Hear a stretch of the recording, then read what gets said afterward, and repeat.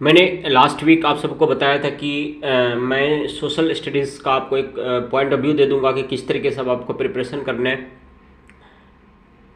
तो देखिए, आप सब ने पूरा तरीके से एनसीईआरटी प्रिपेयर कर रखा है। आपके जो स्कूल में एग्ज़ाम हो रहे हैं तो आप बेहतरीन कर पा रहे हैं। अगर स्कूल में एग्ज़ाम नहीं हो रहा है तो आप खुद से एग्ज़ाम दे रहे हैं, उसमें आप बेटर कर पा रहे हैं। I hope so. So by considering this fact I am going to give you the map जिसको आपको फॉलो करना है। First thing you should clear that 20 marks will be given by the school.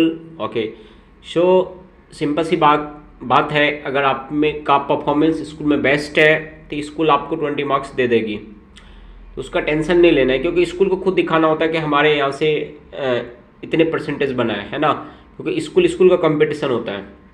तो if you are among top 10 in the school, so you don't need to worry, वो school खुद आपको marks दे देंगे 20 out of 20, है ना। तो आपके 20 आ गए, अब 80 मार्क्स आपको कैसे लाने उसकी स्ट्रेटेजी मैं आपको बताता हूँ, है ना। तो अगर आप हिस्ट्री की बात करते हैं तो इंडिया एंड कंटेम्प्रेरी वर्ल्ड 2 पर आपको फोकस करने हैं प्रॉपर तरीके से। इसमें जितने भी इवेंट एंड प्रोसेस हैं उसके नोट्स आपको प्रिपेयरली कर लेने हैं शॉर्ट नोट्स के फॉर्म में, ताकि आप रिवीजन अच्छे से कर पाओ। एम आई राइट। जैसे rise of nationalism in Europe हुआ तो इसके सारे फैक्ट्स, इसकी हिस्ट्री आपको समझ में आना चाहिए। नेशनलिज्म इन इंडिया के ग्रोथ के लिए किस तरीके से इंपॉर्टेंट है, हमेशा क्वेश्चंस ग्रोथ बेस्ड होता है कि why nationalism in India is important for the development of our country. Livelihood, economics and societies का जो फॉर्मेशन हुआ तो जो जीने के तरीके थे उसमें क्या चेंजेस आए, ग्लोबल वर्ल्ड का क्या इंपॉर्टेंस है, एज ऑफ इंडस्ट्रियलाइजेशन के एक क्वेश्चन आपके पेपर में आ रहा है, तो आपको इंडस्ट्रियलाइजेशन पे अच्छे तरीके से नोट्स बना लेना है। मैं राइट।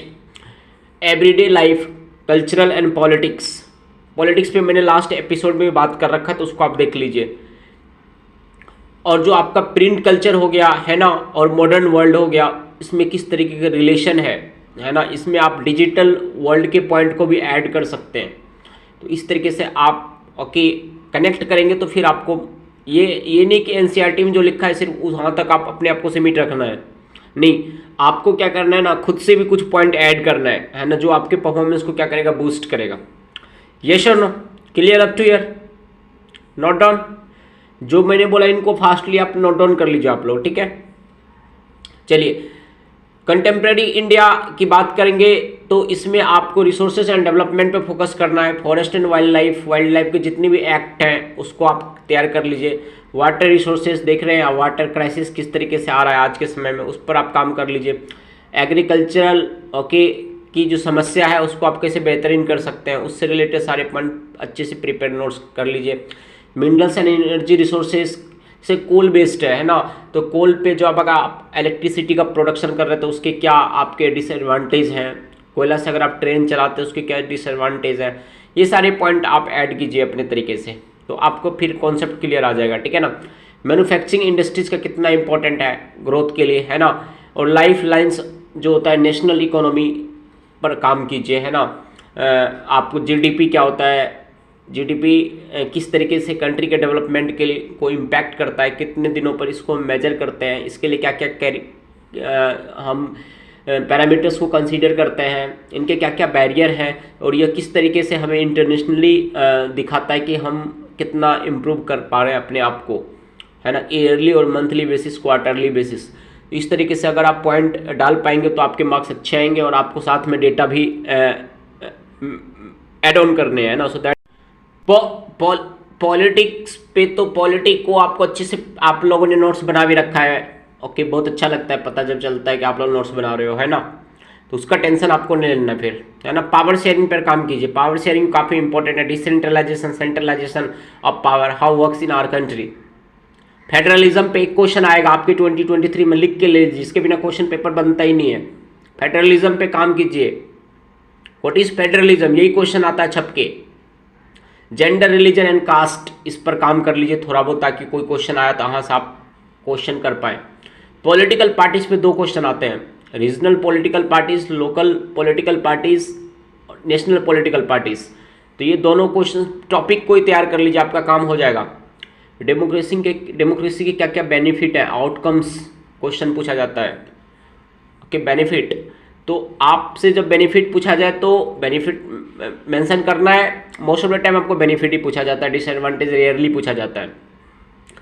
क्लियर है। इकोनॉमिक डेवलपमेंट की अगर हम बात करते हैं, इकोनॉमिक डेवलपमेंट सिंपल सी बात, आपकी क्वेश्चन स्टार्ट होता है डेवलपमेंट से। Why development is important, how development, how you will contribute for the development of any sector, any state, what is the important sectors of Indian economy. This question छाप लीजिए, ये question बन के आता है, तो इसके पॉइंट्स आप एनसीईआरटी से प्रिपेयर कर लीजिए। Money and credit, very very important, money and credit है ना। इसमें आप बैंक को भी प्रिपेयर कर लीजिए ना, national bank, commercial bank, private bank, तीन बैंक पर आप काम कर लीजिए, है ना। 10 पॉइंट्स का 30 मिनट्स में नहीं लगेगा। क्वेश्चन आ गया आपका, एक क्वेश्चन आता है यहाँ से मनी एंड क्रेडिट पे, तो फिर आपका काम मजे में आ जाएगा। ग्लोबलाइजेशन जो होता है इंडियन इकोनॉमी, बताया था ना, ग्लोबलाइजेशन बता रखा है सबको, है ना। तो ग्लोबलाइजेशन पर आप लोगों ने काम कर रखा है, तो टेंशन लेने की जरूरत नहीं। एक चीज़ ऐड ऑन कर लीजिए, कंज्यूमर राइट, है ना। कंज्यूमर राइट को आप लोग शॉर्ट नोट्स बना करके प्रिपेयर कर लीजिए। बाकी आप ये सारा काम कर लेते हैं तो फिर मैं आगे बताऊंगा कि आप लोगों को क्या करना है, ठीक है।